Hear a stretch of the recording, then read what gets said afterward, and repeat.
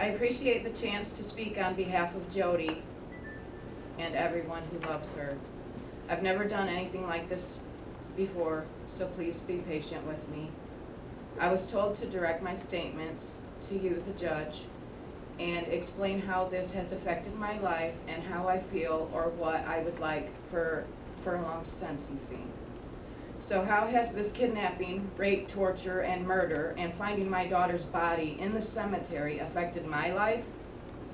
For 8 years, I had to live my life every day, not knowing who killed my baby or why. I had to prove my innocence, as well as many of my family members, over and over again for 8 years. I now suffer from severe social anxiety, and I was suicidal and hated God for the first 3 years.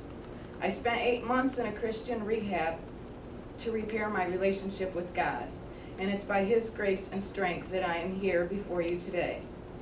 What Daniel Furlong did to Jodi has destroyed my family's lives, with being repeatedly questioned by detectives who weren't always truthful and tried turning my family against each other because they believed our family had something to do with her murder.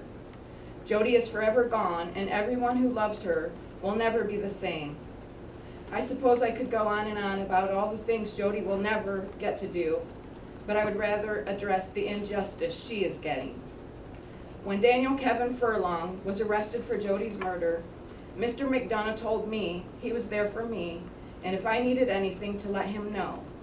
I asked Mr. McDonough if he could add a torture charge because I wanted the person who killed Jodi to be charged with everything that he did to her, not just some of the things. Mr. McDonough told me he could add a torture charge, but wanted to talk to the detectives working on the case first. The next time I heard anything about this case was when Furlong admitted killing Jodi because of a plea bargain offered to him. I was never aware of any plea bargain until I heard Mr. McDonough say it in court, and all I could do is sit there and watch. I have called Mr. McDonough numerous times, as well as written him 2 letters over the last 8 years, and he has never called me back, nor has he responded to my letters. I was able to watch some of Furlong's confession video after it was released to the news, and I know Furlong is not being 100% truthful in his statements about my daughter's murder.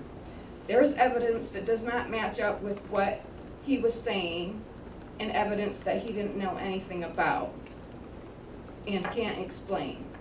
When I brought up my concerns to McDonough and the detectives, they act as though it doesn't matter. But it does matter to me. It does matter to everyone who loves Jodi, and it should matter for Jodi to have justice.